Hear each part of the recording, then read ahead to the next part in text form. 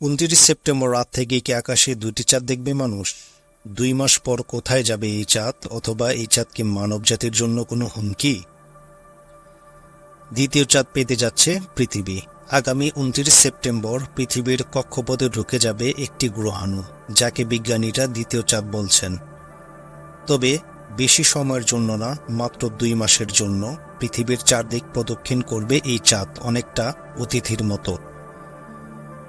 জ্যোতির্বিজ্ঞানীরা বলছেন আগামী 29 সেপ্টেম্বর থেকে 25 নভেম্বর পর্যন্ত একটি গ্রহাণু পৃথিবীকে প্রদক্ষিণ করবে, যার নাম দেওয়া হয়েছে 2024 PT5। এই গ্রহাণুকে মিনি মুনও বলা হচ্ছে।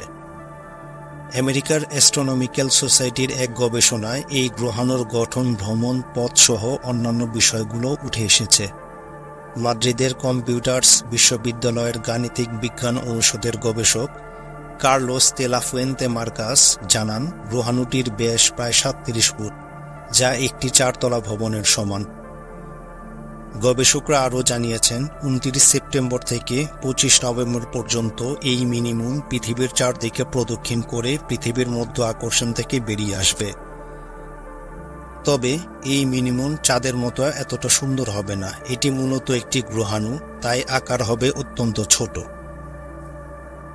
অনেক বিজ্ঞানী এটাকে কোয়াসিমুন বা অর্ধেক চাঁদ বলেও উল্লেখ করেছেন।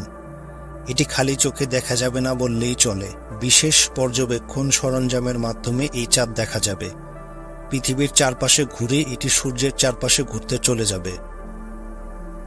1981 ও 2022 সালেও মধ্যাকর্ষণ শক্তির টানে পৃথিবীর কক্ষপথে 2টি গ্রহাণু ঢুকে পড়েছিল।